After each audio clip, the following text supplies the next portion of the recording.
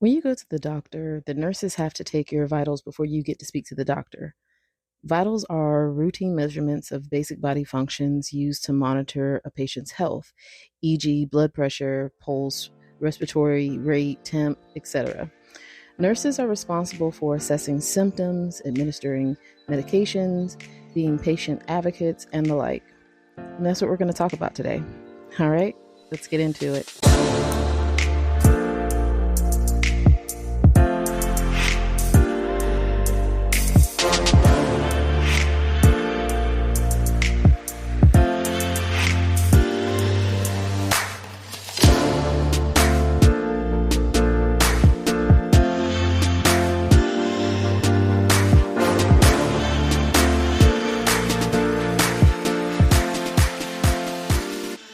So before I get into this episode, I just want to say that I actually had already recorded and edited this episode. In the editing process, though, I heard that my microphone was acting up. Also, while I was recording the episode, there was a lot of weird things going on. It was something important that I was saying, and there was a knock on my bedroom door. My son's in the room with me, and the only other person in the house was on the other side of the house when it happened. And I did check and make sure. So it was a lot of stuff that was going on. So I actually just went to Yahuah and I said that, you know what? I will re-record it because unfortunately there was too many pieces and points that Yahuwah had me to speak that you couldn't hear because the audio was actually corrupted. So it was going in and out. I don't even know why it was going in and out because I've never had an issue with that happening on any of the other episodes. So with that being said, that lets me know that this episode is extremely important. And without further ado, I will get into the episode. So, one of the most important things I've had to remember in my own walk with Yahuwah is that in order to be an overcomer, there needs to be some things to overcome.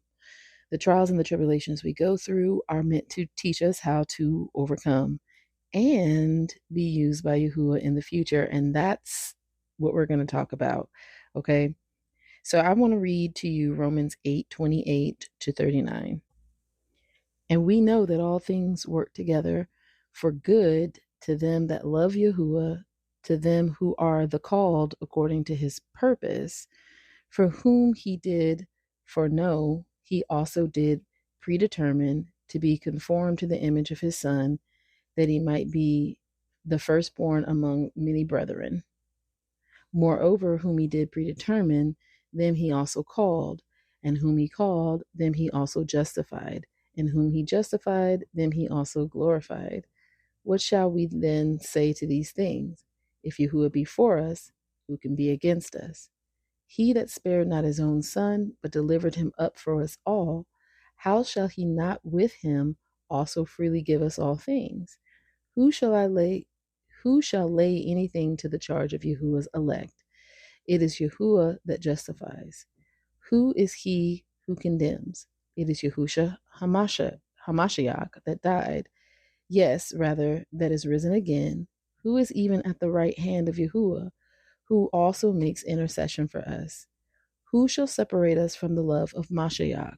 Shall tribulation or distress or persecution or famine or nakedness or peril or sword? As it is written, for your sake we are killed all the day long. We are accounted as sheep for the slaughter. Nay, in all these things we are more than conquerors through him that loved us. For I am persuaded that neither death, nor life, nor angels, nor principalities, nor powers, nor things present, nor things to come, nor height, nor depth, nor any other creature shall be able to separate us from the love of Yahuwah, which is in Mashiach Yahusha, our Adonai. Yahuwah knows his will isn't to destroy his children, but to teach, grow, and equip them, or us, which is why nothing is able to separate us from his love. Now, when you look at some of our ancestors, such as Masha, Moses, Ayab, who is Job, Dawood, who's David, Eliyahu, who's Elijah, and Yeramayahu, who's Jeremiah, just to name a few, we can see exactly what it looks like to be raised by Yahuwah.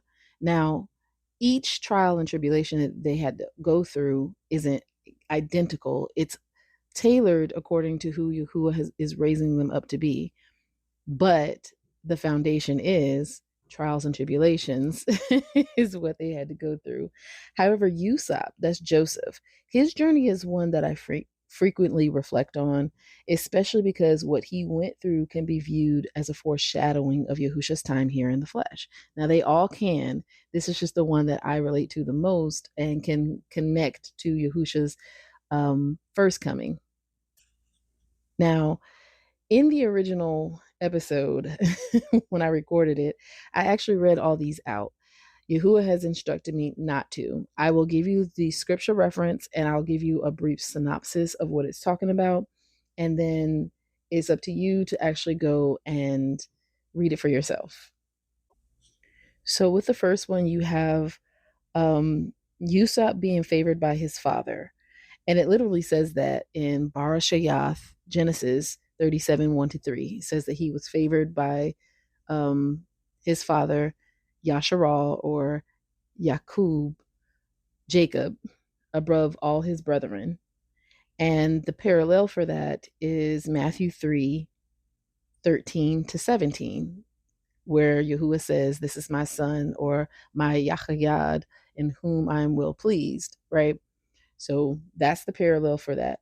The second one is that Yusuf was hated by his brothers. And you can see that in Barshayath, Genesis 37, 4-11. So this is where Yusuf has the two dreams that show him basically above, being exalted above his brothers and even his father and mother. And his brothers are like, okay. And at one point in time, they were even like, here comes this dreamer, you know what I'm saying? They were mocking him, which I think I'm getting a little bit ahead of myself with that one. But yeah, so they were kind of, I am, because it's actually in the next one where they said that. But still, they betrayed him. I mean, they hated him. They envied him, right? And the parallel for that you can find in Matthew 27, 15-18. And this is dealing with Yahusha and him being taken captive by the religious leaders of his time, which were also Israelites. They were the leaders over the people during that time, right? And the next one is that Yusuf was betrayed by his brothers. Now you can see that in Barashayath 37, 12-22. So in this one, this is actually where they say, here comes this dreamer, okay? So they're mocking Yusuf. And at first they plot to kill him, and his brother Reuben is like, no, let's not kill him. Like, we don't want to do that, right? And the parallel for that is Yehukanan, John 13, 20-27. And that's where Yahusha mentions that one of you is going to betray me, and whom I dip the morsel of bread in with at the same time, that's who's going to betray me. And then he literally says, what you do quickly. And he's not speaking necessarily to Yehuda Iscariot. He's speaking to Hashatan, who has entered into Yehuda Iscariot, right? And now you see Yusuf being taken captive. That's Barashayath, Genesis 37, 23-28. Now, this is where his brethren, mainly Yehuda, mentions this. So I think it's funny that it's two Yehudas, okay? So Yehuda mentions, you know what, let's not kill him, because, what profit will we get from that? So they hatch up this plan to sell him into slavery to these Ishmaelites they see walking through. And that's exactly what they do. They sell him. They say that they're going to lie to his father and say some beast came and devoured him, tore him to shreds or whatever, mauled him. And that's exactly what happens. And again, I think it's kind of funny. As a matter of fact, I am going to go there and read just that one verse. I'm actually going to start in verse 23. So this is Barshayath, Genesis 37, starting in verse 23. And it came to pass when Yusuf was come unto his brethren, that they stripped Yusuf out of his coat of many colors that was on him. So this is the coat that his father gave to him. This is his garment that his father gave to him, right? And he was stripped out of it, which is actually what they did to Yahusha as well. They they stripped him of his garments, and then they put on, after they whipped him, they put on that robe and the crown of thorns on his head and was mocking him, right? And they took him and cast him into a pit, and the pit was empty. There was no water in it. And they sat down to eat bread, and they lifted up their eyes and looked, and behold, a company of Ishmaelites came from Gilad with their camels bearing spicery and balm and myrrh, going to carry it down to Matzarayam, that's Egypt. And Yahudah said unto his brethren, what profit is it if we slay our brother and conceal his blood? Come and let us sell him to the Ishmaelites, and let not our hand be upon him, for he is our brother and our flesh. And his brethren were content. And this is actually paralleled in what happened with Cain and Abel, because Cain was jealous, envious of Habal, because Habal was favored by Yahuah because he gave the better sacrifice. He gave a sacrifice from his best, whereas Cain just gave Yahuah whatever he decided to give Yahuah. And we literally reap what we sow. So if we give Yahuah whatever we feel like giving Yahuah, that's what we're going to reap, right? But if we give Yahuah our best, he'll give us his best. Well, he'll give us his favor, right? That's his best, his favor. And so the only difference is in that scenario with Cain and Habal, we know that Cain actually murdered Habal. And Yehuda is like, yeah, let's not kill him, but we will sell him, right? We'll hand him over into another people. And the fact that it was his brother Yehuda, and then with Yahusha, it was also Yehuda Iscariot that betrayed him. And he betrayed him into the hands of his other brethren, because again, the religious leaders were Israelites, which make them brethren by blood, not necessarily, from the same family inside of Israel, but they were still brethren, right? And one thing I did forget to mention was part of the reason why Yasharal Yakub favored Joseph was because he was bringing evil report against his brethren, right? His brethren were out there acting a hot, funky fool. They were supposed to be taking care of their father's sheep, their father's flock, and they were out there doing stuff that they weren't supposed to be doing, which also sounds like the religious leaders, right? Yahusha came with an evil report against them because they were doing stuff that Yahuah had not ordained for them to do to Yahuah's flock being those who are part of Yasharal. Okay. So again, I just wanted to mention that and point that out. The parallel for that can be found in Mattathayahu, Matthew 26:45-58. This is when Yehuda actually leads those that were with the religious leaders to come and take Yahusha captive. And so this is literally the beginning of the betrayal, okay? And again, it was Yehuda that did it. So the next one is lied on and imprisoned. So in Barshayath, Genesis 39:7-20, that's where you can observe, this is after Yusuf was sold to the Ishmaelites. He is now a servant or bondman in the house of Potiphar. And Potiphar's wife is very lustful and wants Yusuf. And so she's making advances at Yusuf. Yusuf is turning it down because by that time, Potiphar has made him basically second in command. So this is his training. These are his training wheels. He's second in command in Potiphar's house. And Yusuf's like, no, your husband trusts me way too much. And he hasn't withheld anything from me except for you. So there ain't no way I'm finna go and mess this thing up because what you got going on, right? So she catches him one day where it's just the two of them in the house. He gets away, but unfortunately his garment is left behind. So now she's crying her Karen tears and saying, and he tried to do this, that, and the other to me, right? She starts screaming for help. When her husband finds out about what happens, he puts Yusuf in prison. He imprisons Yusuf, right? Which realistically, he could have taken his life, but he didn't, right?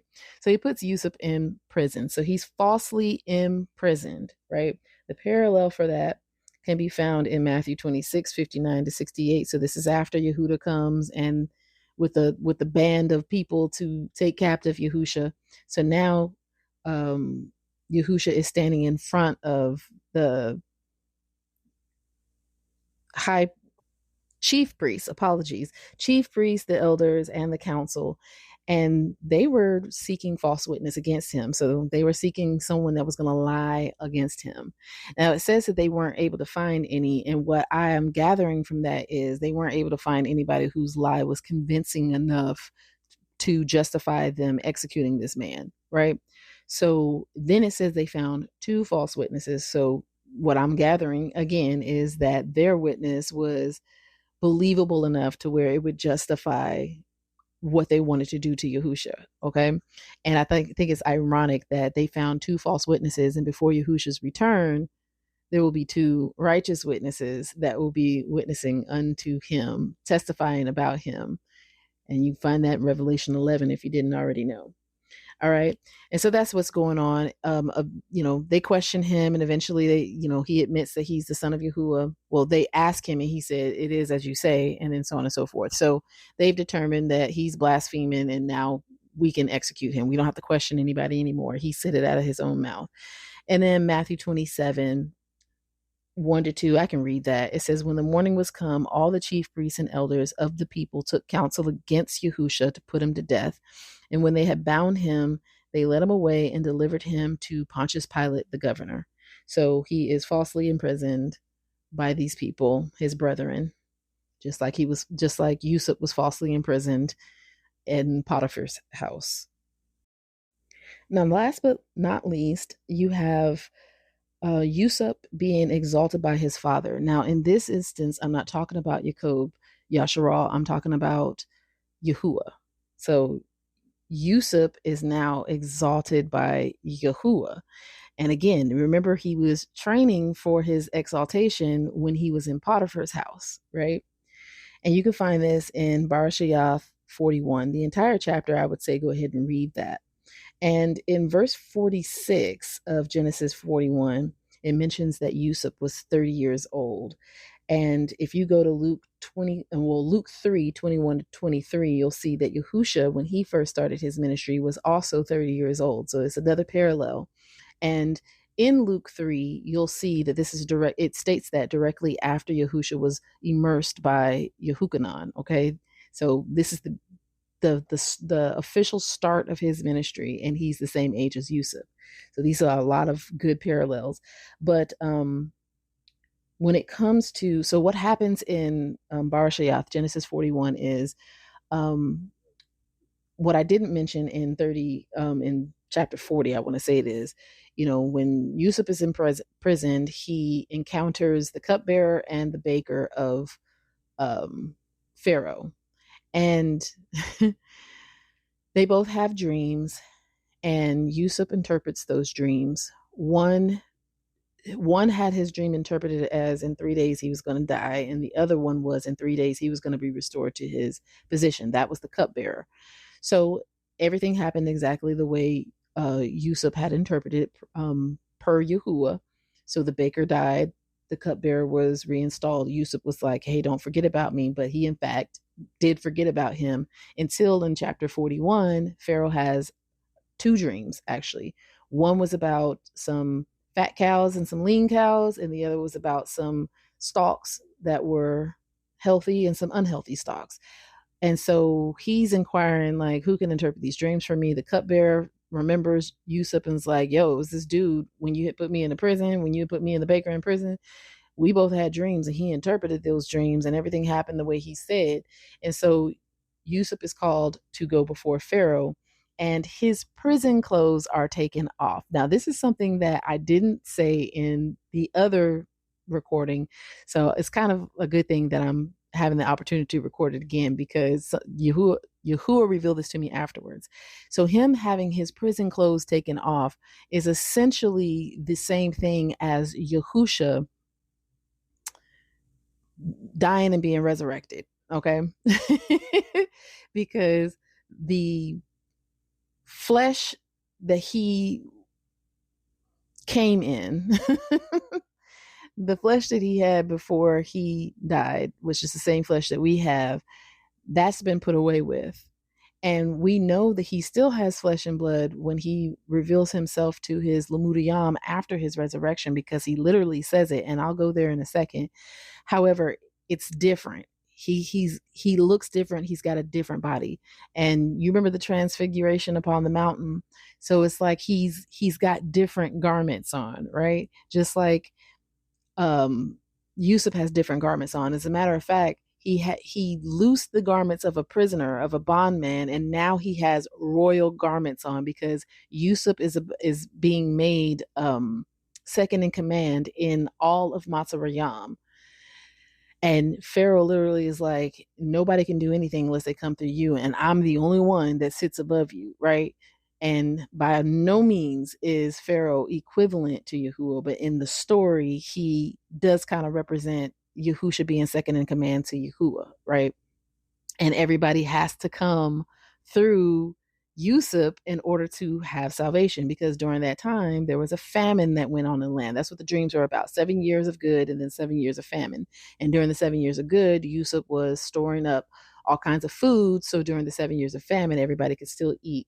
And there's something specific that I wanted to point out, because Yahuwah showed it to me, and I did mention it in the other recording, and it was just, I love Yahuwah. So verse 54 in Barashayath 41, Genesis 41. And the 7 years of famine began to come according as Yusuf had said, and the famine was in all lands, but in all the land of Matzarayam there was bread.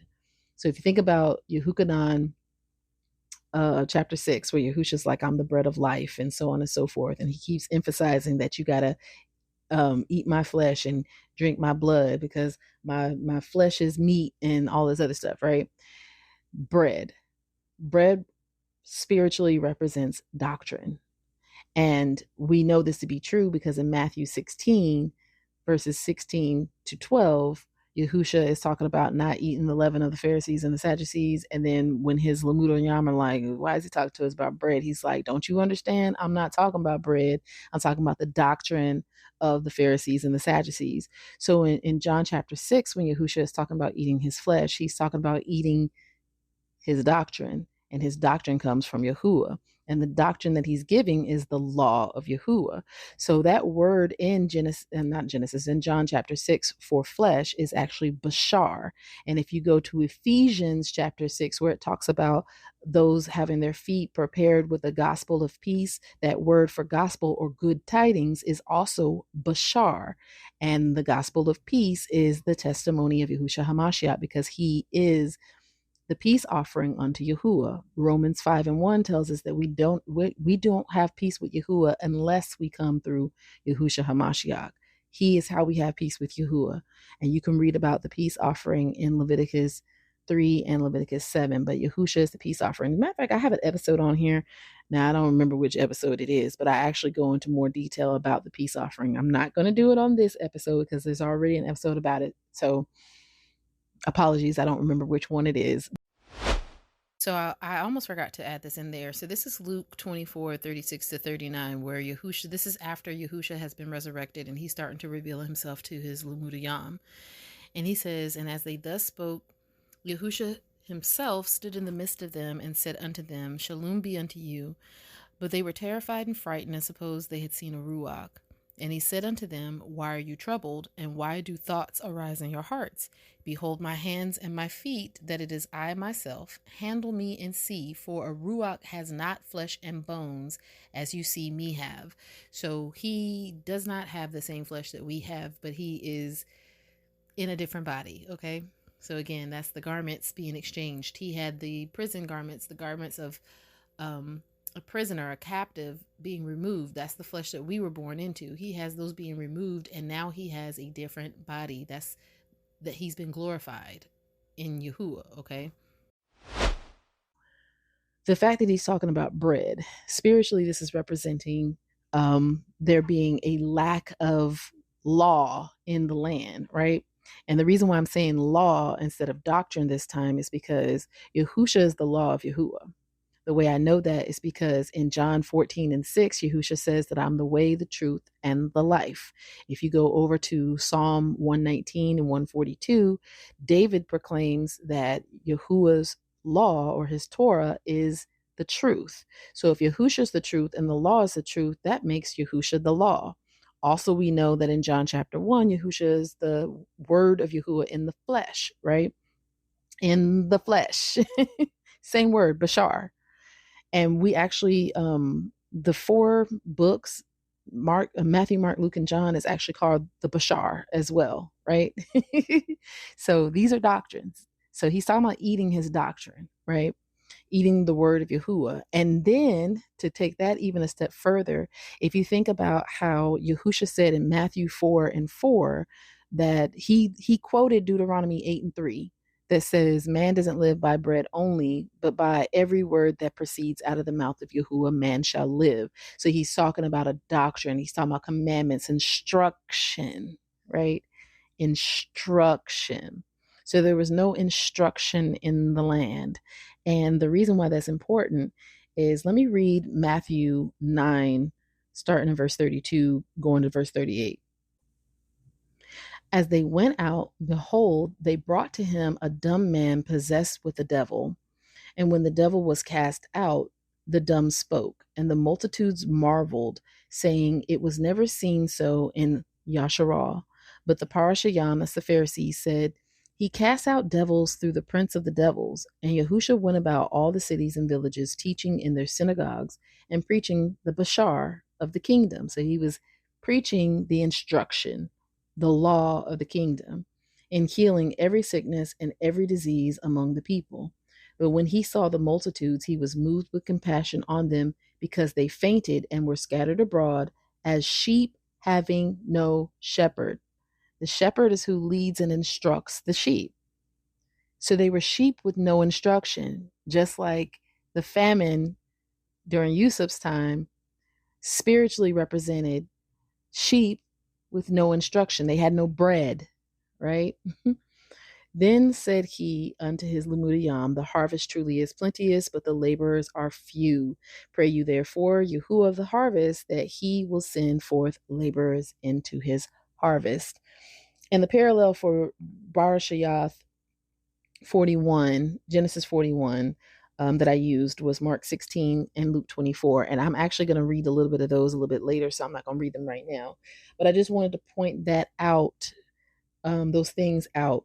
And that last part, pray you, therefore, Yahuah of the harvest, that he will send forth laborers into his harvest. That is the main focus of this episode. And the last thing I'm going to say on the matter is, everyone had to go through Yusuf for salvation. They had to come to him to receive their portion in order to not die, because there was no food in the land. There was no bread in the land, right? Just like you can't get to Yahuwah except through Yahusha. Again, something that Yahusha says in John chapter 14. I want to say, is it the same verse? I'm turning to it right now. You might hear the pages turning.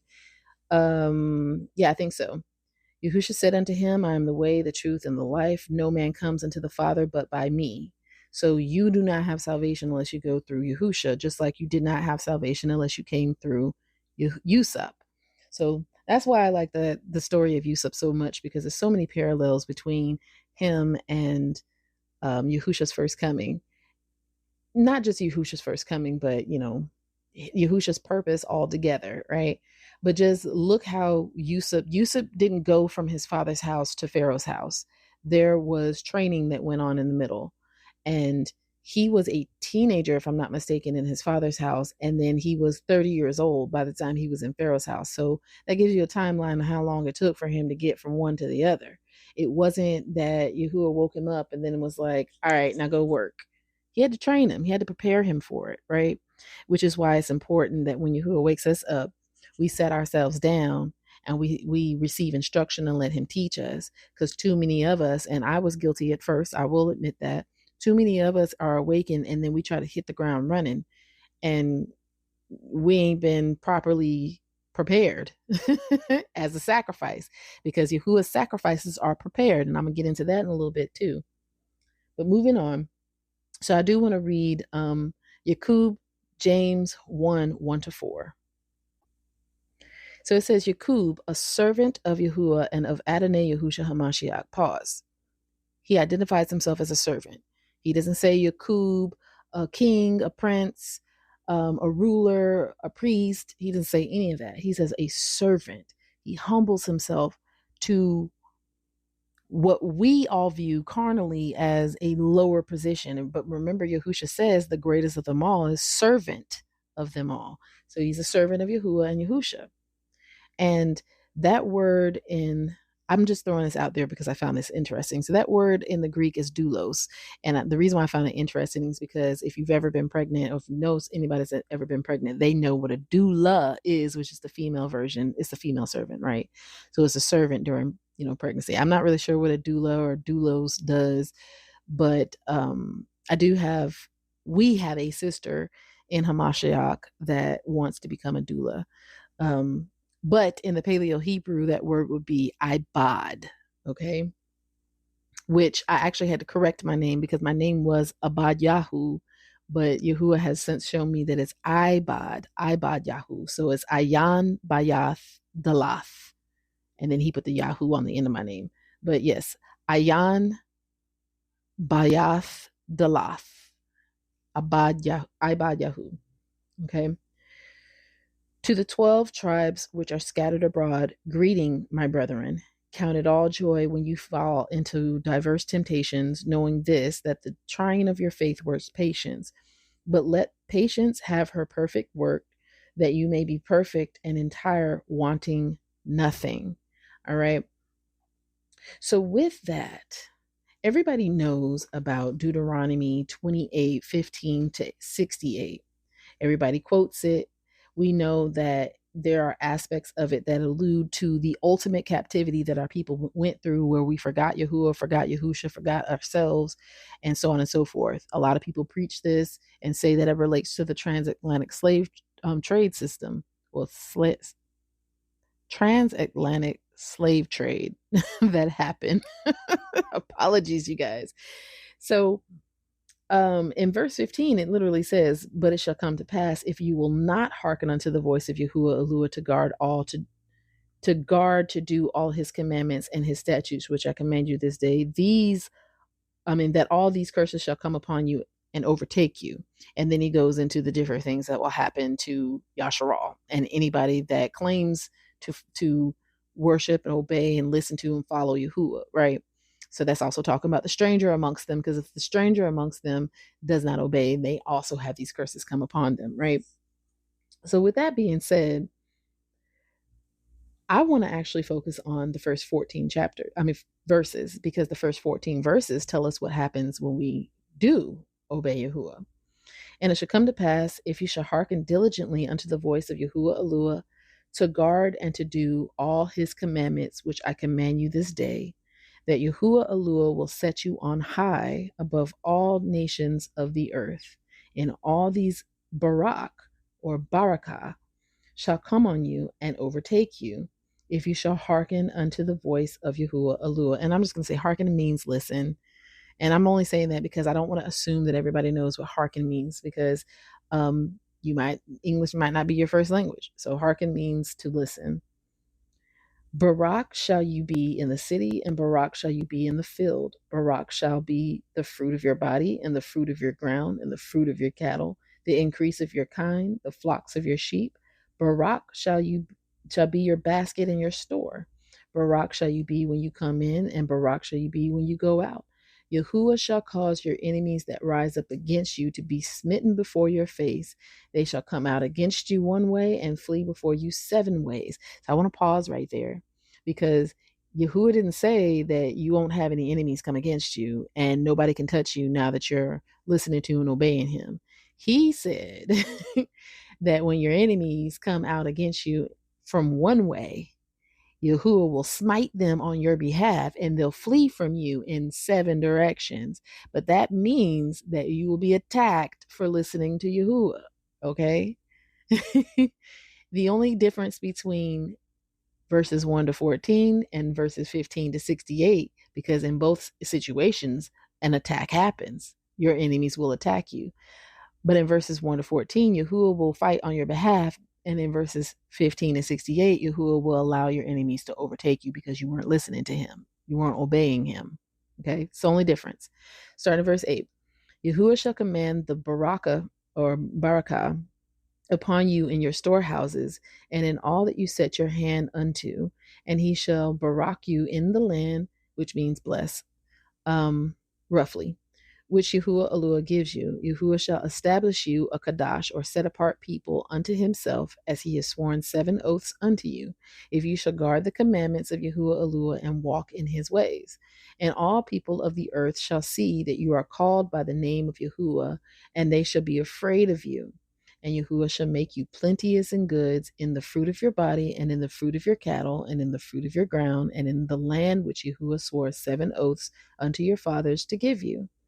Yahuwah shall open unto you his good treasure, the heavens, to give the rain unto your land in this season, and to Barak all the work of your hand, and you shall lend unto many nations, and you shall not borrow. So the good treasure makes me think about Matthew 6, where he says, set your eyes above and not below. And he mentions that, your treasure should be in the Shamayam, the heavens, where rust and moth don't come to destroy, and not on earth where rust and moth do come to destroy. And he specifically mentions, Yahushua specifically mentions the treasure. So it just makes me think about this. The good treasure is in the Shamayam, and we know that treasure is actually Yahuwah. All right. Starting verse 13, and Yahuwah shall make you the head and not the tail, and you should be above only, and you shall not be beneath, if that you hearken unto the commandments of Yahuwah Eluah, which I command you this day to guard and to do them. And you shall not go aside from any of the words which I command you this day, to the right hand or to the left, to go after other Eluayam, that's roughly means gods, to serve them. So again, we're seeing that Yahuwah is mentioning that, you will have enemies that come out against you, but he gonna uphold you during those attacks, and your enemies are gonna flee from you in 7 directions, right? And so Matthew 5, Matatyahu 5, 10 to 12 says, Barak are they which are persecuted for righteousness' sake, for theirs is the kingdom of heaven. Barak are you when men shall revile you, that hate, envy, and persecute you, and shall say all manner of evil against you falsely for my sake. So they bear false witness against you. They lie on you, like they did Yahusha, like they did Yusuf. Rejoice and be exceeding glad, for great is your reward in heaven, for so persecuted they the prophets which were before you. Another place is Matatyahu 10, 16 to 28, which says, behold, I send you forth as sheep in the midst of wolves. So let me start right there. So if you know the law of Yahuwah, it was animals, sheep, goats, lambs, rams, oxen. Those were used, even birds. There was different types of birds, turtle doves, whatever. They were used as sacrifices, right? So now Yahuwah is saying that I'm sending you forth as a sacrifice in the midst of wolves. And the thing about it is, a sheep is something that a wolf will attack and eat. So he's like, I'm sending you forth to be attacked by these wolves. That's essentially what he's saying. But again, remember, Yahuwah is upholding those that he's sending forth. And so it's a reason why he's allowing the wolf. He's likening us to sheep, and he's likening the people that we're going forth amongst as wolves, because he knows they're going to attack us, right? And we'll see that a little bit further. So he says, be you therefore wise as serpents and harmless as doves. So he's like, listen, understand what's going on, but keep that self-control. Self-control or temperance is one of the fruits of the Ruach. So remain in control of yourself during this time. Understand, because if you understand what's going on, being as wise as a serpent, if you understand what they got going on, then you understand that I'm going to protect you. Yahuwah is saying, be as harmless as a dove, because we ain't got to fight. Yahuwah going to do that for us. But beware of men, for they will deliver you up to the councils, and they will scourge you in their synagogues, and you shall be brought before governors and kings for my sake, for a testimony against them and the other nations. So listen to this. There it is. There it is right there. Yahuah through Yahusha is saying, I'm going to let this happen because when I send you to them and they do these things to you, it's going to be a testimony against them. So this is something that's going to be brought up to them at that great white throne judgment unless they repent, right? The things they do to you as a child of Yahuah. Because remember, this is what Yahuah is sending. Yahuah is sending us forth to either be a barak to other people or a curse. Okay? So it's a testimony against you, against them and the other nations. So it's not just against the people in the synagogue. So the synagogue represents your brethren, not just against the false brethren, but against the other nations as well. But when they deliver you up, take no thought how or what you shall speak, for it shall be given you in that same hour what you shall speak.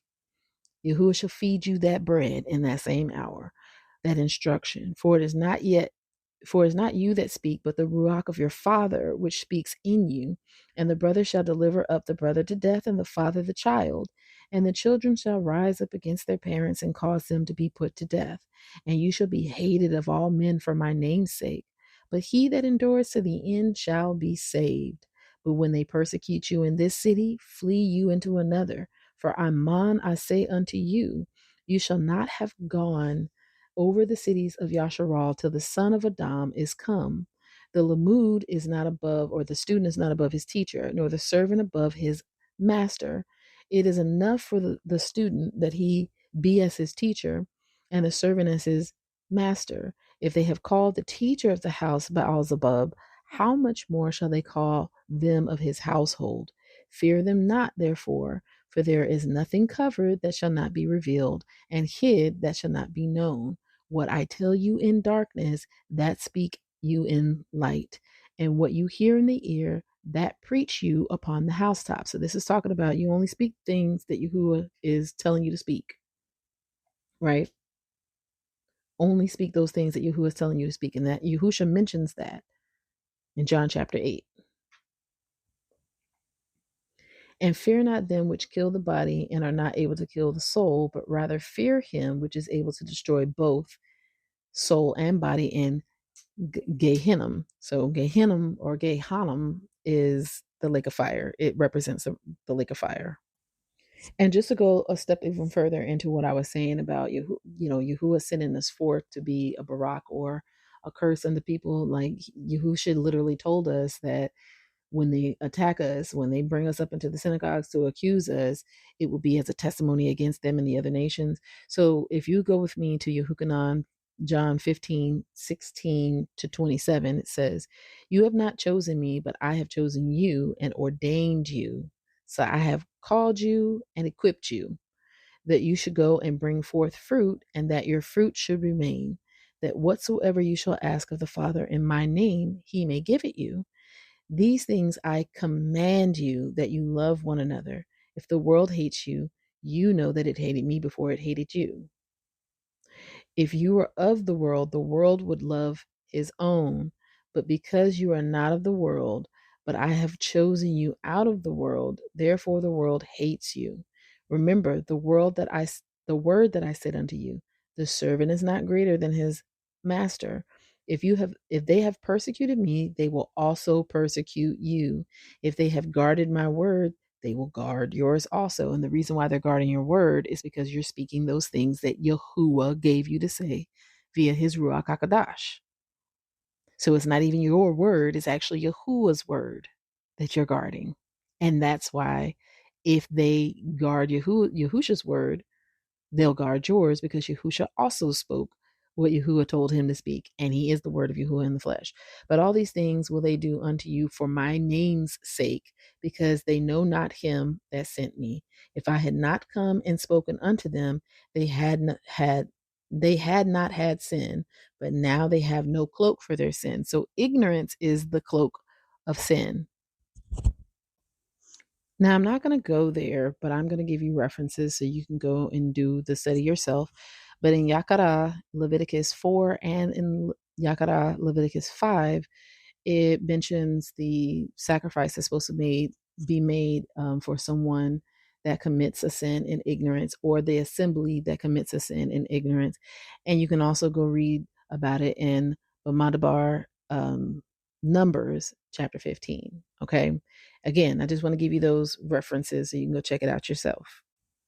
Starting in verse 23, he that hates me hates my Father also. If I had not done among them the works which no other man did, they had not had sin.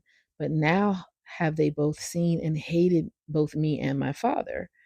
But that the word might be fulfilled that is written in the writings. They hated me without a cause. But when the Comforter is come, whom I will send unto you from the Father, the Ruach Amath, that's the Ruach of truth, which proceeds from the Father, he shall testify of me, and you also shall bear witness, because you have been with me from the beginning.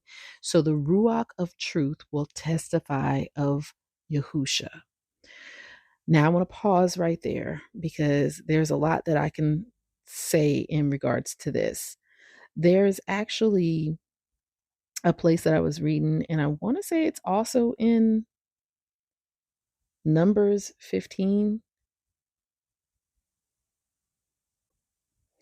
It is. So it's in Numbers 15, verses 38 to 31. This is where it talks about the tassels, the fringes, the tzitzit, okay? Speak unto the children of Yasharal and bid them that they make them tzitzit in the borders of their garments, or I'll say fringes, in the borders of their garments throughout their generations, and that they put upon the fringes of the borders a riband of blue. And it shall be unto you a fringe, that you may look upon it and remember all the commandments of Yahuah. Okay, so that you may look upon the fringes and remember all the commandments of Yahuah and do them. And that you seek not after your own heart and your own eyes, after which you used to go a whoring, that you may remember and do all my commandments, and be Kadash, set apart unto your Yahuah. I am Yahuah, which brought you out of the land of Masarayam to be your Yahuah. I am Yahuah. So the reason why I wanted to mention that is because if you go to, well, before I say that, the reason why I wanted to mention that is because we have a lot of people that argue about garments. You don't have your tassels on, you don't have your head wrap on, you don't have this, that, and the other on. And they persecute a lot of people for not having outward adornment. And I'm not going to go there, but if you read, and matter of fact, I am going to go there, Matthew 23, Yahusha actually kind of scolds the religious leaders about their garments. So he says, for they bind, this is Matata Yahu, Matthew 23, starting in verse 4. Matter of fact, I'll start in verse 1. Then spoke Yahusha to the multitude and to his Lamudiyam, saying, the scribes and the Parashayam, the Pharisees, sit in Masha's seat. They always say to you to observe that which they observe, but do you not works in accordance with their works? For they say and do not do. So they're hypocrites. This is the reason why Yahushua keeps calling them hypocrites. For they bind heavy burdens and grievous to be borne, and lay them on men's shoulders, but they themselves will not move them with one of their fingers. But all their works they do for to be seen of men. They make broad their phylacteries and enlarge the tzitzit, the fringes of their garments, and love the uppermost rooms at feasts and the chief seats in the synagogues. And it, continues on. The reason why I'm bringing this up, though, is because we're literally reading about, I just read you about fringes, where they were talking about the fringes in the Torah, right? But we're seeing a lot of, well, at least I'm seeing a lot right now in Yasharal, of people literally beating people down because they don't have fringes on, they don't have head wraps on, this, that, and the other. And one of the things Yahuwah said to me, and I'm going to repeat it here, is there are a lot of moderately dressed harlots in Yasharal, which means they got the right garments on the outside, but on the inside, they're ravenous wolves. On the inside, they're dead men's their cup is not clean on the inside. You know what I'm saying? They're whitewashed sepulchers. They got dead men's on the inside of these pretty tombs. That's literally the same thing that Yahushua is talking about in Matthew 23, right? And so In Numbers 15, verses 38 to 41, we read that the purpose of the fringe was to remind you of Yahuwah's law, that you may do what Yahuwah's law tells you to do. So I'm going to scoot on over here to John chapter 14, verse 26.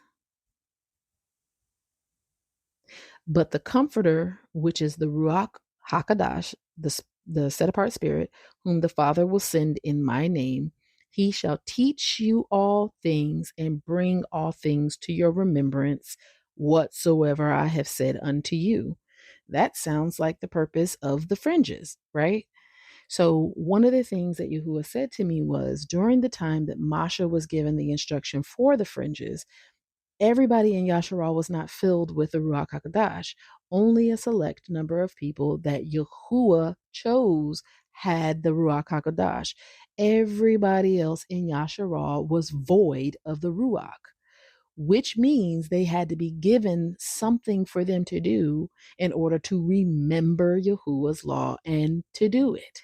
And that was the fringes. But Yahusha is declaring that when he leaves, the Father is going to send a comforter, and this comforter, the Ruach HaKodesh, the set apart spirit, is going to remind you of everything Yahusha said, and it's going to have you let's go back. Whom the Father will send in my name shall teach you all things and bring you into the remembrance whatsoever I have said to you. So this is going to enable you to do the commandments of Yahuwah. And then I want to skip on over to Yehukanan, John chapter 3. I'm going to read verses 1 to 6. This is when Yahusha is talking to Nicodemus the Pharisee. There was a man of the Parashayam named Nicodemus, a ruler of the Yehudayam, or the Israelites. The same came to Yahusha by night and said unto him, Teacher, we know that you are a teacher come from Yahuwah, for no man can do these miracles that you do, except Yahuwah be with him.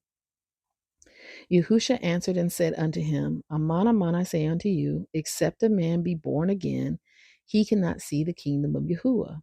Nicodemus said unto him, How can a man be born when he is old? Can he enter the second time into his mother's womb and be born? Yahusha answered, Aman, I say unto you, except a man be born of water and of the Ruach, he cannot enter into the kingdom of Yahuwah. That which is born of the flesh is flesh, and that which is born of the Ruach is Ruach. So pause. Yahusha is letting you know that you can't enter into the kingdom of Yahuwah unless you have these two things happen. You have to be born of water, you have to be born of the Ruach. Now, everybody seems to be under the understanding that they know that the Ruach is the Ruach HaKodesh. You have to be filled with Ruach HaKodesh, but the water is the thing that seems to get us. And I get it, because just like in the garden, Hua understood things from a carnal perspective when Hashatan was like, you won't die. Yahuwah just don't want you to know or be like him and know things that he knows, right? She didn't understand that when Yahuwah told Adam, you're going to die, he was talking about in the spiritual sense. And we're supposed to worship Yahuwah in Ruach and in truth. John 4:23 to 24, right? That's what Yahusha says to the woman at the well. And I'm going to go to the woman of the well story in just a moment. But with that being said, the water in this instance represents Yahusha. And Yahusha is the word of Yahuwah in the flesh. Yahusha is the truth. The truth is the Torah. The Torah is the law of Yahuwah. So what he is saying essentially right here is you have to be born of the law and of the Ruach. So you have to be born of the word of Yahuwah. Okay? You have to be reborn by the word of Yahuwah. When every single one of us were born, we were born into sin and iniquity. We were underneath the authority of Hashatan and the fallen angels via sin and iniquity. We were captive to sin and iniquity and the lie, right? But we have to, when we're born again, we are made free by the Son. Whom the Son sets free is free indeed, right? Well, the Son is the Word. The Word is the law. The law is the truth. So whom the word, whom the law, whom the truth sets free is free indeed, is essentially what that's saying, right? So in order for you to enter into Yahuwah's kingdom, You have to enter in through his word and his ruach. The word is the instruction. Through his instruction, the ruach is how we're able to do what the instruction is telling us to do, because our flesh cannot do it, right? So we have to have the Ruach HaKodesh in order to do what Yahuah is telling us to do. Because again, John 14:26, Ruach HaKodesh will teach us all things that Yahushua said and bring it back to our remembrance, just like the ZZ, just like the fringes were supposed to do in Numbers 15, okay? And so if you go over to John chapter 4, starting in verse 7, there came a woman of Samaria to draw water. Yahushua said unto her, Give me to drink. For his Lamudayam were gone away unto the city to buy food. Then said the woman of Samaria unto him, How is it that you, being a Yahudi Jew, and I'll use that term loosely, ask drink of me, which am a woman of Samaria? For the Yehudayam have no dealings with the Samaritans. Yahushua answered and said unto her, If you knew the gift of Yahuwah, and who it is that says to you, Give me to drink, you would have asked of him, and he would have given you living water. The woman said unto him, Sir, you have nothing to draw with, and the well is deep. From whence have you that living water? Are you greater than our father Jacob, which gave us the well and drank thereof himself, and his children, and his cattle? Yahushua answered and said unto her, Whosoever drinks of this water shall thirst again, but whosoever drinks of the water that I shall give him shall never thirst. But the water that I shall give him shall be in him a well of water springing up into everlasting life. The woman said unto him, Sir, give me this water that I thirst not, neither come hither to draw. Yahushua said unto her, Go call your man and come hither. So Yahushua is this living water that he's talking about, okay? And Yahushua is also the word. Yahushua is the truth. Yahushua is the Torah, okay? So being born again, we have to be born again of Yahuwah's instruction and Yahuwah's ruach, okay? And I just want to go to Ephesians 5:25-27 real quick. This is just to kind of cement what it is that I'm saying, because there's nothing wrong with you going. First of all, let me pause and preface this. There's nothing wrong with you having a head wrap, you having fringes. There's nothing wrong with any of that. The only thing that Yahuwah is having me to convey in this is if you have all this, and I also meant to say there's nothing wrong with you being immersed in a body of water. If you do all those things, but you're void of his ruach, it's pointless. It's in vain. That's the only thing that Yahuwah is having me to convey in this. It's not to condemn people that are doing these things. It's just to say, if you are void of his ruach, then what you're doing is in vain and you need to repent, because the ruach is the most important aspect of this situation. You know what I'm saying? You need his ruach in order to actually do what he says. So Ephesians 5:25-27 reads, Men, love your women as Mashiach also loved the called out assembly and gave himself for it, that he might sanctify and cleanse it with the washing of water by the word, that he might present it to himself a glorious called out assembly, not having spot or wrinkle or any such thing, but that it should be kadash, set apart and without blemish, right? So the washing of water by the word. So when Yahushua's talking to Nicodemus and he says you have to be born again of water and of ruach, he's talking about the word, the law. You have to be born again. Now we know the law doesn't save, because you keep the law and be void of the ruach and still not enter into the kingdom. You got to have a combination of the two. Okay, you have to have both. But he's still letting you know that this is what must take place in order for you to enter into the kingdom. So except a man be born of water. So unless you have to be reset. Okay, you have to have your sin removed. This is what being born again is. You know, it talks about taking off the old man, putting on the new man, taking off the corruptible, putting on the incorruptible. Well, the corruptible is ourselves. And when we take off ourselves and put on Yahushua, who is the incorruptible, then we have been born again, right? It is no longer I who lives, but Mashiach who lives in me. Remember when Shaul said that? I know I got off on a tangent, but Yahuwah just wanted me to make this evident of what it is that he's actually saying for us to do. And all of this stuff has to take place prior to us being used by Yahuwah.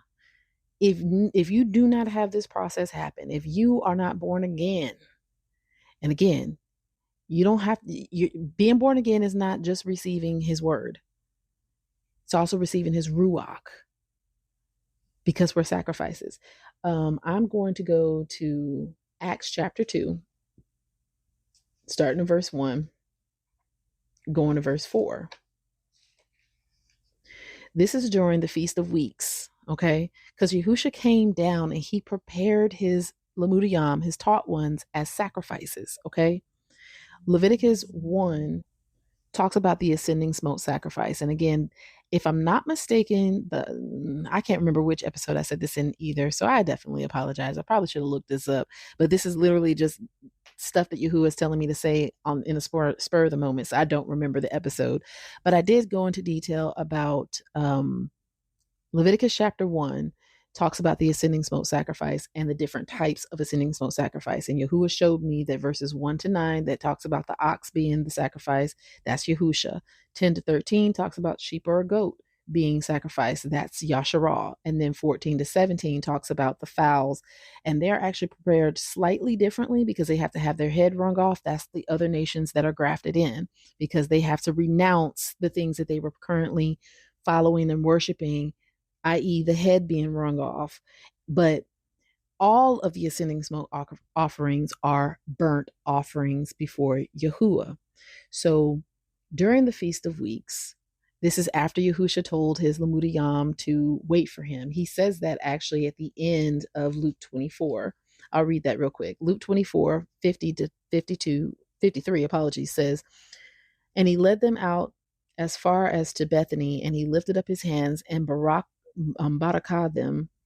And it came to pass, while he barakah them, he was parted from them and carried up into heaven. And they worshipped him and returned to Jerusalem with great joy, and were continually in the temple praising and blessing Yahuwah.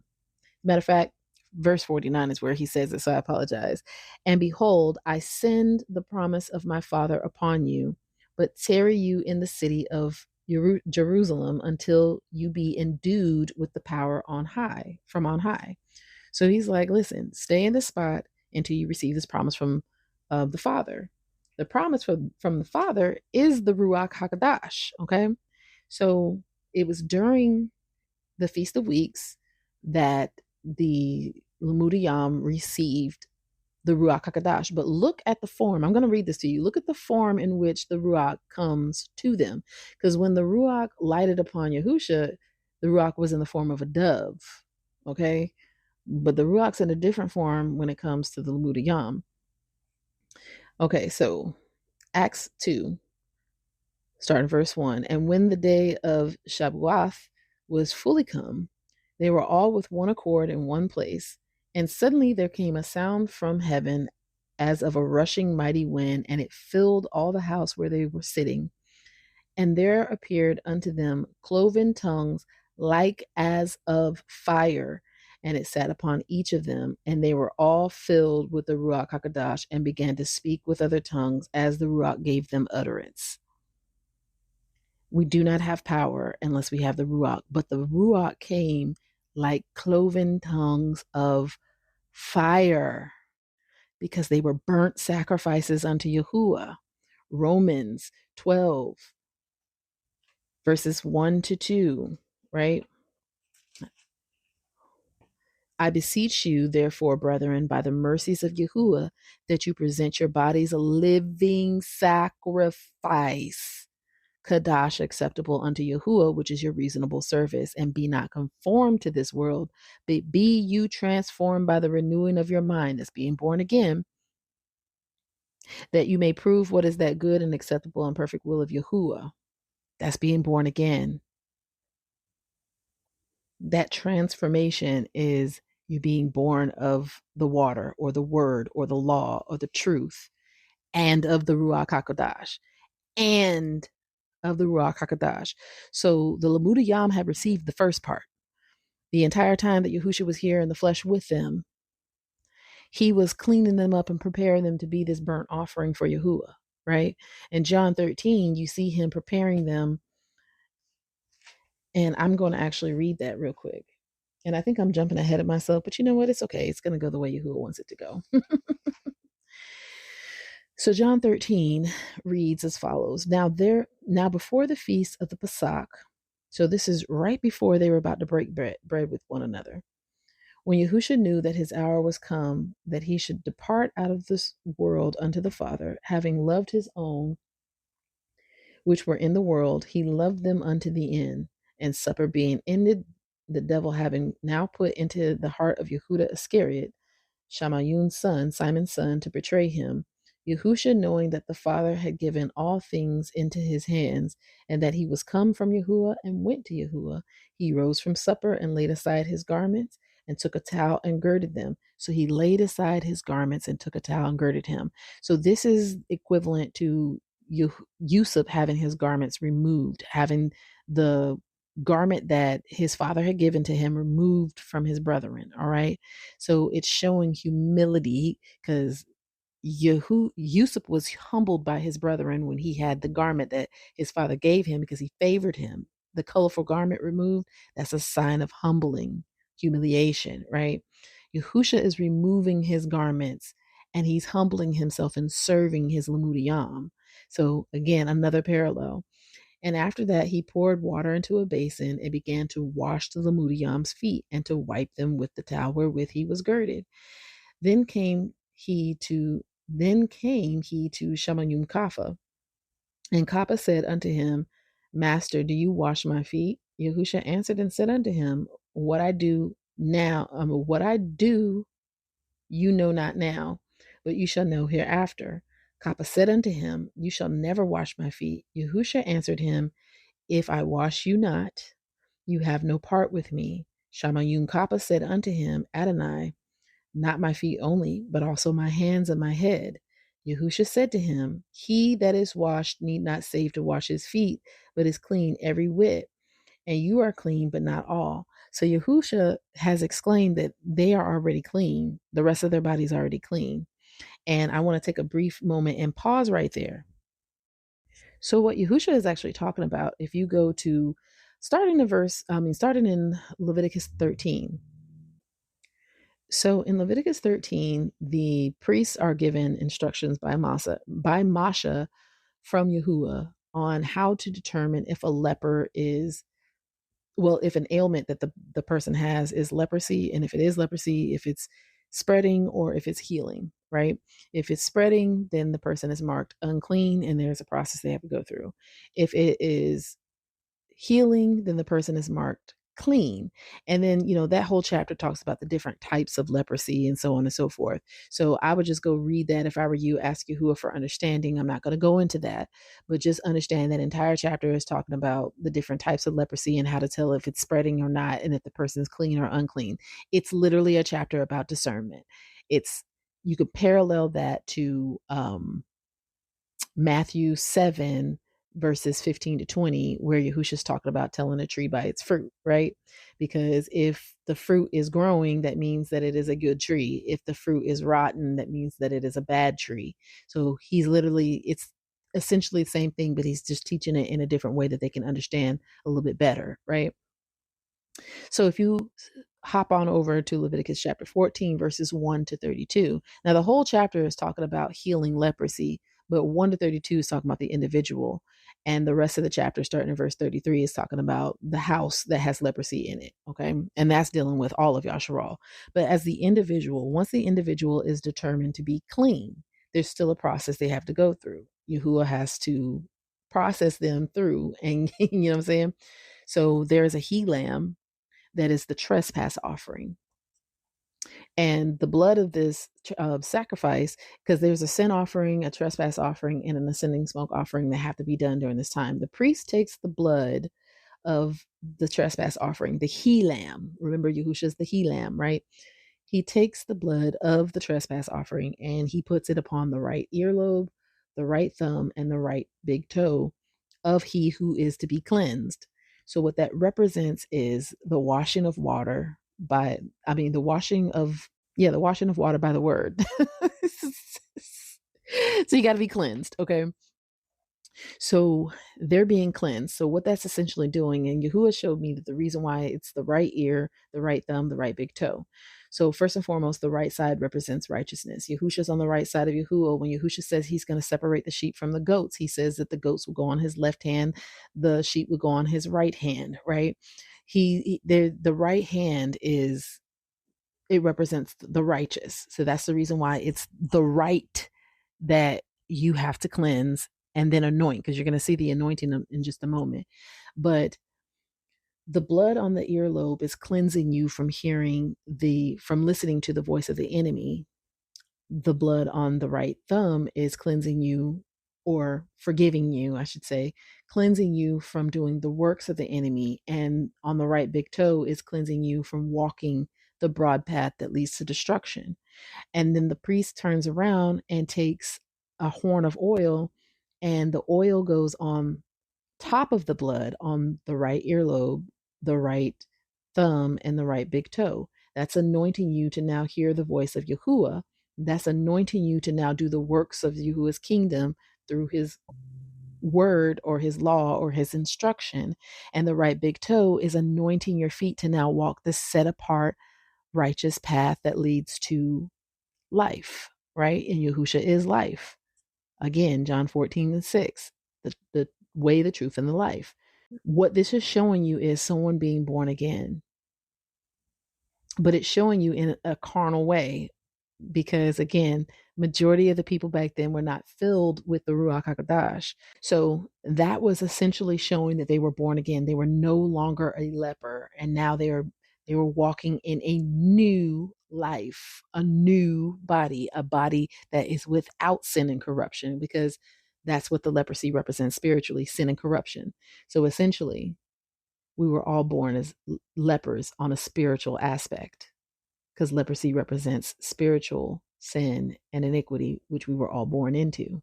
So when Yahusha is healing the lepers in the Bashar, it's really him showing us what he's doing to us on a spiritual level, but he's showing it to us in a physical way, because these people actually did have leprosy and he's actually healing them. But that's what's going on the inside of our cup. Okay. Isn't that beautiful?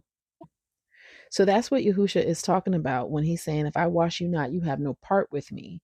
And he's saying that, I don't need to wash all of you because I've already washed you.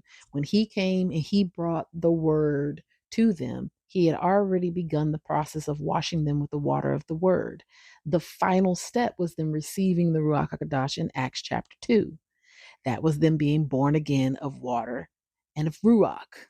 Okay, so let's continue on. Starting in verse 11. For he knew who should betray him. Therefore he said, you are not all clean. So after he had washed their feet and had taken his garments and was set down again, he said unto them, know you what I have done to you? You call me teacher and master, and you say, well, for so I am. If I then, your master and teacher, have washed your feet, you also ought to wash another's feet. So he's talking about service. Laboring, right? The harvest is plenty, but the laborers are few. Now we're getting into something right here. So he's talking about laboring. You also ought to do the same thing I did. The same way I served you, serve others. Now, we're not saving people, but what we're doing is we're testifying of the truth, right? We're testifying of the truth in a world full of lies. So when we bring the truth to someone and they listen to us, okay, now they have peace with Yahuwah through Yahusha, because the testimony we're bringing them is that of Yahusha, who is the word of Yahuwah. So when they listen to and receive that testimony from us, now they have peace with Yahuwah through Yahusha, i.e., us being peacemakers. That's what a peacemaker is. That's also what Ephesians 6 means. when it says that we have our feet shod or prepared with the bashar of shalom, or the gospel, or the good news of peace. That's talking about the testimony of Yahusha, who's the Prince of Peace, right? Okay. So washing other people's feet is preparing them to walk the set apart narrow path with Yahuah, okay, that leads to life, okay? Verse 15, for I have given you an example that you should do as I have done to you. Aman, I say unto you, the servant is not greater than his master, neither he that is sent greater than he that sent him. And that word sent is shalah. I love it. I don't know why I love it so much, but it's shalah. Shan lamad ha. Okay? Shalah. If you know these things, happy are you if you do them. I speak not of you all. I know whom I have chosen, but that the scripture may be fulfilled. He that eats bread with me has lifted up his heel against me. Now I tell you before it come, that when it come to pass, you may believe that I am he. Aman, I say unto you, he that receives whomsoever I send receives me. So again, that's what I'm saying. If you receive the one that is sent by Yahuah, you are receiving the word of Yahuah. That's Yahusha. And he that receives me receives him that sent me. So if you receive the word of Yahuah, you're also receiving Yahuah. You see how that operates. So just to reiterate that, I want to go to Yehukanan, John 8, verses 38 to 47. I speak that, this is Yahusha speaking, I speak that which I have seen with my father, and you do that which you have seen with your father. They answered and said unto him, Abraham is our father. So they're admitting that they're sons of the flesh. Abraham, though he was righteous in Yahuwah's eyes, is still a man of flesh. Okay. So they're like, yeah, Abraham's our father. Flesh is our father. Yahusha said unto them, if you were Abraham's children, you would do the works of Abraham. But now you seek to kill me, a man that has told you the truth. So when you bring the truth to someone in a world full of lies, they're going to try to kill you if they don't want to receive the truth, which I have heard of Yahuwah. This did not Abraham. You do the deeds of your father. Then said they to him, we be not born of fornication. We have one father, even Yahuwah. Now they're trying to say Yahuwah is our father. And they're trying to flip the script. Yahusha said unto them, if Yahuwah were your father, you would love me, for I proceeded forth and came from Yahuwah. Neither came I of myself, but he sent me. He shalah. Why do you not understand my speech? Even because you cannot hear my words. You can't hear. You cannot. Remember, Yahusha said they have ears but can't hear, eyes but can't see. Because you need the ruach in order to do that. You are of your father, the devil, and the lusts of your father you will do. He was a murderer from the beginning and abode not in the truth. So he didn't dwell in the truth. He didn't spend time in the truth because there is no truth in him. Okay? When he speaks a lie, he speaks of his own, for he is a liar and the father of it. This is the reason why liars will have their place in the lake of fire, like it says in Revelation 21 and 8. Because that means that you're a son of the devil, not of Yahuwah. And because I tell you the truth, you believe me not. Which of you convinces me of sin? And if I say the truth, why do you not believe me? He that is of Yahuwah hears Yahuwah's words. Remember, Yahusha said, the Ruach is of the Ruach and the flesh is of the flesh. In John 3, you therefore hear them not because you are not of Yahuwah. I want to pause there as well. So this means that when we go to someone, when Yahuwah sends us out, and we're proclaiming, he sends us out with the testimony of Yahusha. That is the gospel of peace. That is the bashar of shalom, the testimony of Yahusha. Okay, because that's how people come into peace with Yahuwah, is through Yahusha. When Yahuwah sends us out with the bashar of shalom, and someone does not receive it, listen to what Yahusha is saying here. He that is of Yahuwah hears Yahuwah's words. You therefore hear them not because you are not of Yahuwah. So what does that mean when we find ourselves in the face of someone who is not of Yahuah and can't hear his word, does that mean that we sit there and we argue with them? Does that mean that we sit there and we try to convince them that the truth is the truth and the lie is the lie? Or does that mean that we knock the dust up off our feet and we keep it moving? Because we're on a mission, we're on assignment, we have a purpose, and that purpose is not to sit there and play fisticuffs with someone who doesn't want the truth. Keep it moving. You did what you were sent to do. Now let Yahuah do what he said he was going to do when he said that they'll bring you up into the synagogues and it'll be a testimony against them and the other nations. Let Yahuah do his job after you've done yours, right? Because that's what Yahusha did. He didn't sit there and try to convince people. He said what he had to say. He did what he had to do. He moved it. He kept it moving. Living water continuously moves. And if you look at the ministry of Yahushua when he was here in the flesh, he continuously moved. He was always walking, moving, going. Never stayed in a place for too long because he's living water, constantly moving. He's not stagnant. Okay? So I want to read Kappa Ahad, 1 Peter chapter 2, verses 9 to 25, which says, "But you are a chosen generation, a royal priesthood, a Kadash nation, a peculiar people, that you should show forth the praises of him who has called you out of darkness into his marvelous light, which in time past were not a people, but are now the people of Yahuah, which had not obtained mercy, but now have obtained mercy. Dearly beloved, I beseech you as strangers and pilgrims. That means that you're constantly going places that you're not from. And pilgrims means you're constantly moving around. Abstain from fleshly lust, which war against the soul, having your conversation honest among the other nations, that whereas they speak, so that means you have to be truthful, whereas they speak against you as evildoers, they may by your good works, which they shall behold, glorify Yahuah in the day of visitation. Submit yourselves to every ordinance of man for Yahuah's sake, whether it be to the king as supreme, or unto governors as unto them that are sent by him for the punishment of evildoers and for the praise of them that do well.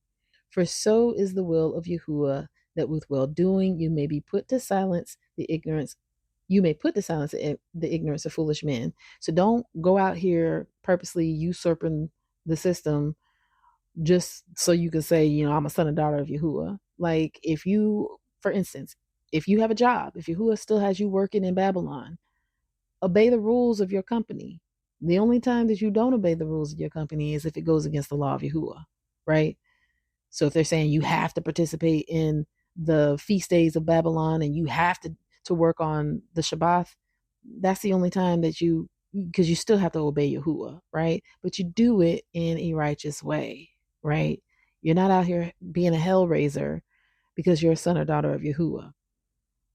Also, you get into your car and you drive down the street. Just because you're a son or daughter of Yahuah and you've been given freedom and liberty from the beast system doesn't mean that you can speed down the street. You still got to follow the speed limit. This is just an example of essentially what this is saying. Verse 16, "As free and not using your liberty for a cloak of maliciousness, but as servants of Yahuah." So again, you still got to represent Yahuah, okay? "Honor all men, love the brotherhood, fear Yahuah, honor the king. Servants, be subject to your masters with all fear, not only to the good and gentle, but also the froward. For this is thankworthy, if a man for conscience toward Yahuah endure grief, suffering wrongfully. For what glory is it if, when you be buffeted for your faults, you shall take it patiently? But if when you do well and suffer for it, you shall take it patiently, this is acceptable with Yahuah." So he's saying, what good is it if you are punished for the things that you did wrong? So if you're suffering consequences for things that you did wrong, there's no reward for that. But if you're doing good and you suffer, and you suffer for the good that you're doing, then there's a reward for that. You know what I'm saying? especially if you endure that patiently, right? Uh, For even hereunto were you called, because Mashiach also suffered for us, leaving us an example that you should follow his steps. Again, he's our example. Who did no sin, neither was guile found in his mouth. Guile, lies, deception, none of that was found in his mouth. Who, when he was reviled, reviled not again. When he suffered, he threatened not, but committed himself to him that judges righteously. So when he suffered, he committed himself to Yahuah. He didn't fight back. He committed himself to Yahuah because he understood the reason why he was suffering was for Yahuah's glory and Yahuah's will to be done ultimately. And he's our example, who his own self bore our sins in his own body on the tree, that we, being dead to sins, should live unto righteousness, by whose stripes we were healed. For you were as sheep going astray. Remember, sheep as having no shepherd, but are now returned unto the shepherd and overseer of your souls. This is what it means to be laborers in Yahuwah's harvest. Okay? Right here. This is what it means. And you can actually go read Matatyahu, Matthew 9:36-39, but I want to read Luke 10:1-3. After these things, Adonai appointed over 70 also, and sent them 2 and 2 before his face into every city and place whither he himself would come. So Yahusha sent these disciples, these Limudiyam, these taught ones, before him in the places that he had planned to go, right? Therefore said he unto them, the harvest truly is great, but the laborers are few. Pray you therefore Yahuwah of the harvest that he would send forth laborers into his harvest. Go your ways. Behold, I send you forth as lambs amongst wolves. Again, sacrifices amongst predators, right? And I also want to point out the fact that he sent them 2 by 2 to go before him into the places where he had already determined to go. So remember I mentioned the 2 witnesses. So there's 2 false witnesses that came before Yahusha's death. And we saw that in Matthew 26. And then there's 2 righteous witnesses that come before his return, Revelation 11. And he's sending them out 2 by 2 right here, right? And they're going into the places that Yahusha plans on going. And they're going before him. So that's the significance of the 2 witnesses in Revelation 11, okay? Yahuah is very, very specific on how he does things. Not to mention, Yahuah's law mentions that it's by the mouth of 2 or 3 witnesses that a thing is established. Now, that's in Debarayam, Deuteronomy 19:15. One witness shall not rise up against a man for an iniquity or for any sin, and any sin that he sins at the mouth of 2 witnesses or at the mouth of 3 witnesses shall the matter be established. Yahusha echoes that in John chapter 8:17-18. You can also find it in Matatyahu, Matthew 18:16, and in 2 Corinthians 13:1. Now, when I originally did this episode, I had it written out about the Levitical priesthood and how the different functions that they had. And I'll just give you the scripture references. So if you want to look into the Levitical priesthood and all the different, well, you should, because I'm mentioning it. And that's so you can double check my work just to make sure that what I'm doing is and saying is true, for the benefit of your soul. Saying all that to say, if you go to Numbers 3:5-9, Deuteronomy 10:8-9, Deuteronomy 33:8-11, First Chronicles 23:22-32, Second Chronicles 5:12, Nehemiah 8:7-8, and Nehemiah 12:46. You'll see the functions of the Levitical priesthood. I am going to read Deuteronomy 33:8-11 though, because it was something in that was significant that was actually said. So it says, and of Levi he said, let your Thummim and Urim be with your Hayasad, saints or merciful, whom you did prove at Massa, and with whom you did strive at the waters of Marabah, who said unto his father and to his mother, I have not seen him, neither did he acknowledge his brethren, nor knew his own children, for they have guarded your word and kept your covenant. They shall teach Yakub your judgments. So they should teach Yasharal your judgments, and Yasharal your law, your Thurah. They shall put incense before you and whole ascending smoke sacrifice upon your altar. So you remember I said that we're supposed to be preparing people as ascending smoke sacrifices like Yahusha did, right? The thing about it is, and then of course I also mentioned already Leviticus 13 and Leviticus 14, those two chapters. So with that being said, there's a greater priesthood than the Levitical priesthood, because that was for a people that did not have Ruach HaKodesh, right? The thing about it is, we are pretty much being made to be as the Malakayam, as the angels, the ones that retained their dwelling place, the ones that are still serving Yahuwah right now. And I want to turn to Revelation 19. I want to say is somewhere around verse 11, but don't quote me on that. And I'm not going to go too much into it because this is not the direction that Yahuwah wants me to go into. It's just something that popped into my head real quick. Actually, verse 10. So this is Yehukanan talking to the angel that is revealing some things to him about Yahusha's return.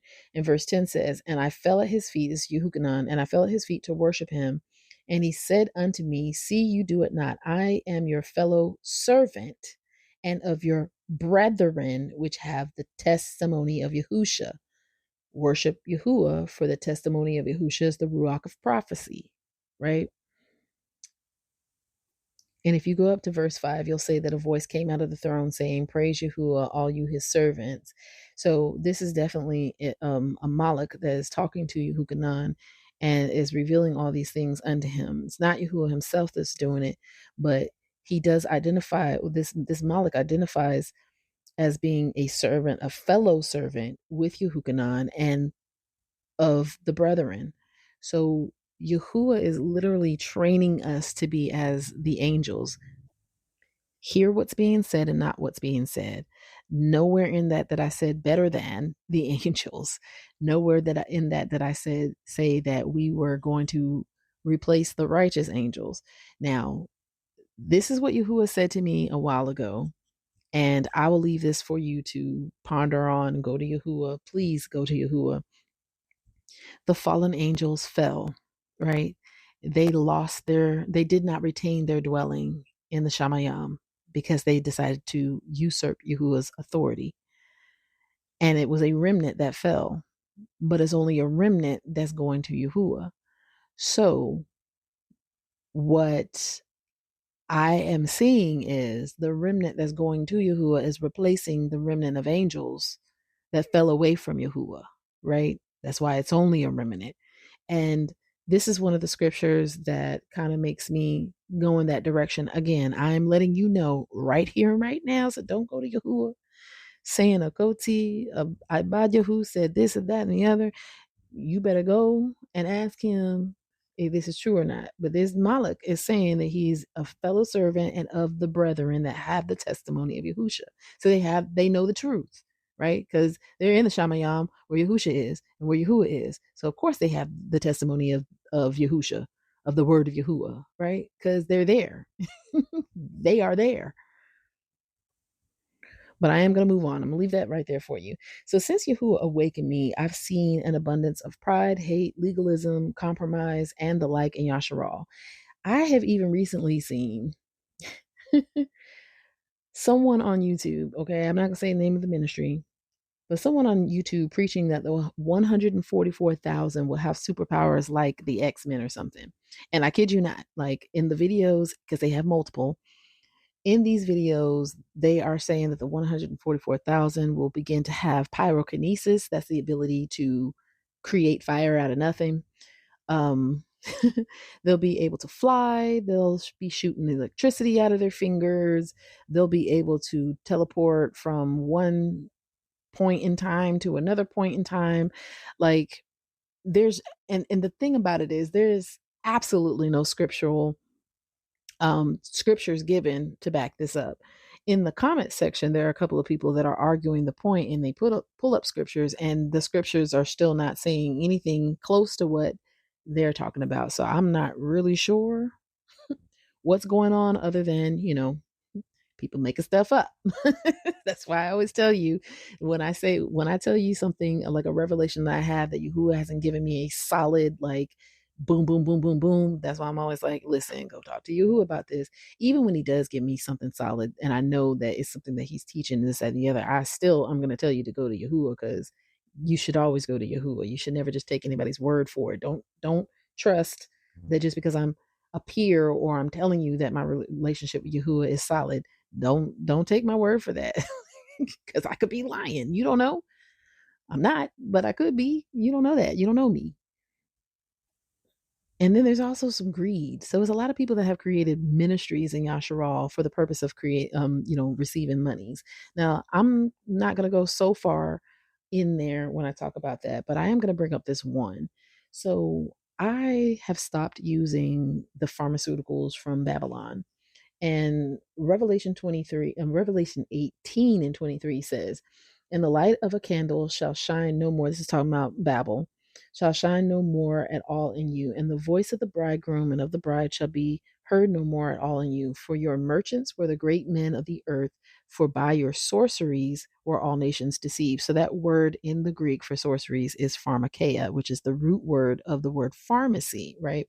So it's letting me know that all these drugs and stuff that they're getting, that they're deceiving people, because me personally, I believe they're putting stuff into our bodies through these quote unquote drugs. They are destroying the temple that Yahuwah has created and given to us, right? They're destroying that temple. So I use a lot of natural remedies, herbs and stuff via Yahuwah's instruction. So if I have a headache, I use cayenne pepper. If I have inflammation, I use, I can't think of anything off the top of my head. Uh, Frankincense. I couldn't even think of it. It's different things that Yahuwah has had me to do. I make my own face soap. I make my own perfumes. I make my own body butter. You know what I'm saying? Different things. I make my own deodorant, body wash, all that other stuff. And I'm still learning, I'm still growing, but I'm doing that because um, my body had actually started to get inflamed, and I was starting to see, I was starting to become unhealthy. And that's because a lot of the preservatives they put in those topical skincare products, like phthalates and phosphates and sulfates, and there's another one, parabens. Those are what's called endocrine disruptors. And what they do in a woman is they imitate the woman's estrogen. So it causes her to be have a hormonal imbalance. And once that hormonal imbalance happens, the thyroid starts to produce a chemical called T4 instead of a chemical called T3. The T3 is what regulates the thyroid. Once T3, the active chemical within your thyroid, depletes and it turns into T4, it becomes inactive. And that's when people start to have hypo or hyperthyroidism, right? And when you go into one of the two, you start to either lose weight without, uncontrollably, or gain weight uncontrollably. And with that being said, it also spikes your cortisol. And when your cortisol is spiked and remains that way for a while, and your cortisol usually spikes when your body is in fight or flight mode. So basically what it is it puts you into survival mode and you can't shut it off. So now your cortisol is spiked, and that starts to make you insulin resistant. And with you being insulin resistant, you start to enter into pre-diabetes, right? So sugar starts to inflame you. So, and there's a lot of sugar in a lot of the stuff that we eat. Even the smallest amount of sugar will inflame you. And now your metabolism has slowed down because the signals that's going to your body when it comes to your metabolism is they're not being relayed properly. So your body's like, whoa, fight or flight means I got to hold on to whatever it is I got, because I don't know. I might not be able to eat again, even though that's not the case. But those are the signals your body's getting. So a lot of times people start to gain weight. They start to have skin issues because the skin issues, the stuff that you see on your face, like I had melasma, if I'm not mistaken, melasma. I was having dark spots all over my face. That's because my melanin was thrown off because my hormones were all over the place. And then I started developing skin tags, which is also a, result of this happening, stuff that I didn't have happening before. And I Yahuah was showing me it's because of all this stuff that's in these things, and you're putting it onto your body every day, trying to get clean, trying to smell good, and all this other stuff, trying to be, hygienic, and it's actually destroying you. He also showed me that's the reason why women enter into menopause, because they have disrupted their endocrine system and their hormones are thrown off. And think about it, women, we spend a lot of time taking care of ourselves, on a hygienic level. And there's a lot more women that are starting to enter into menopause at a much earlier rate. And that's because all the crap that they're putting into this. Now, if you add that to the stuff that they're putting into our foods, if you add that to the stuff they're putting, that we're breathing in the air, you know what I'm saying? And this is not meant to scare anybody. Okay. I'm just, telling you what Yahuah has been talking to me about. If you add all that together, our temple is being destroyed from the inside out. Right. Right. So I started doing these herbs and whatnot. So I found this woman on YouTube who is she proclaims to be a daughter of Yahuah. So of course I'm like, okay, bet, subscribe to her, right? And I even told a few people about her. Well, recently I saw her promoting a course. And again, I don't really have anything negative to say about that because, I talk to people about this stuff all the time. Now, Yahuah gave me the instructions to do these things for free because they were freely given to me. But that's my instruction from Yahuah. Now, what I will say is I clicked on her link to see about this course that she was talking about. And the first thing that I saw was you have to pay she said that there's limited seating for the course, which I do understand that because she's one person. She has to make sure that, she can properly manage the amount of people that she has underneath her. I mean, Yahusha had 12. He had more than 12 eventually, but he only chose 12. So I do understand that. Still didn't see anything wrong. So there's an application fee, $100. And I'm like, okay. I mean, I wouldn't charge an application fee, but that's just me. But $100 is not too bad. And she did mention on there that, if she decides not to choose you, your $100 will be refunded to you. So I was like, okay, well, I mean, all right. So then I scrolled down even further because Ruach HaKodesh says, but wait, there's more. Well, that's where the kicker. The total amount for the course is $5,000. And I was like, what? You know what I'm saying? $5,000 in this economy? You know what I'm saying? But even if we were in a better economy, $5,000. And it made me think of the money changers and whatnot that were extorting the people in the temple because they had to make these sacrifices and they were literally taking advantage of the people in order to gain a profit. And I'm like, you charging folks $5,000 to figure out how to use herbs. Now, mind you, I told you Yahuah has been teaching me. Like, folks can just go to Yahuah and learn this. Now, if she was just teaching the nations, I can understand because they don't have the Ruach HaKodesh. But if you got Ruach HaKodesh, you better go to Yahuah and get that junk for free. $5,000, ma'am. So I'm seeing a lot of this in Yasharal, and I'm just like, what is going on? Nobody actually is, well, when I say nobody, understand, I'm not talking about everybody. I know there's a remnant, but most people aren't thinking about, I'm here to serve Yahuah. Yahuah woke us up, gave us our identity, reminded us of who he is, gave us his word, and then everybody just dispersed to go do their own thing. And it's looking a lot like Yasharal did right before many of the captivities that we entered into. Everybody's out there doing their own thing. They're using their status as a son or daughter of Yahuah as a form of pride to exalt themselves above other people. But nobody's actually out here looking for whom they can serve, right? Yahusha came and prepared his Lamudayama sacrifices unto Yahuah. Yahuah did the same thing for us, and we're supposed to be doing that same thing as well. We're here to serve Yahuah. And by that, we're here to serve other people. And it doesn't make us less of those people, because Yahushua said the greatest among you is those that serve. So it actually makes us greater by serving them. Because Yahuwah has a plan, Yahuwah has a will, and we're supposed to be carrying it out. Just like the sun is brought out of its gate every morning and brought into its gate every evening, there's a malach, there's a chariot that does that. There's a chariot that does that. There's an angel that does that. And if that angel were to decide, you know what, I'm going to do my own thing, sun wouldn't come out.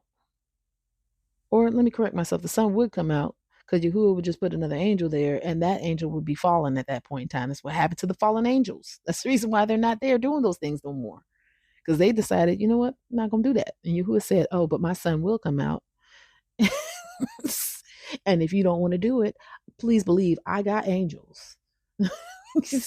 Please believe I can create another one of you to make this thing operate the way it's supposed to, right? That's what we're supposed to be doing unto Yahuwah. One of the things that Yahuwah told me was, when you wake up in the morning, your evening and your morning and your evening sacrifice is prayer. That's you presenting yourself to Yahuwah. In the morning, you present yourself to Yahuwah by asking him, what do you want me to do today? Everything he tells you, you do that. Your evening sacrifice is you going and you confessing all the things you did wrong that day, all the things you thought wrong that day, and letting Yahuwah cleanse you. Wash, rinse, and repeat every day that you are allowed to awaken. Right? Because we are born again, born of the word, or washed clean by the water of the word, and filled with the Ruach HaKodesh. Okay? So are you a laborer? Are you willing to be used by Yahuwah and understand? Yahushua gave us a warning. Count the cost of what it means to follow Yahushua. Okay? Because there is a price, and we just read about that price. Persecution is that price. Possibly death. But remember, it's only death of the flesh, because your spirit, your soul will exist with Yahuwah and Yahushua for eternity if you die in Yahushua's, for Yahushua's sake. For Yahushua's name's sake, I should say. You know what I'm saying? It's a barak. So you got to count this cost. And are you a laborer? This is what Yahuwah wants us to get it through our heads. We are here to serve and worship and honor and bring him glory. So last but not least, I'll just say this. Discernment is for your protection, but it's also for you, by way of Yahuwah's wisdom, knowledge, and understanding, to see what's broken in a person so that you can properly apply the word of Yahuwah to their wound. So when you remove yourself from the equation, and someone is acting out of their hurt, pain, sin, iniquity, so on and so forth, you're no longer offended. And with that offense removed out of the way, you can really see and hear what's really going on with that person. And then the Ruach will give you words to say to that person. And if they receive those words, they'll also receive a healing for that wound that they have. Okay? All right, Mashbaka. With that being said, if you'd like to get in contact with me, you can reach me at replenishme@gmail.com, RIPLENISH, me@gmail.com. As always, much ahab and shalom.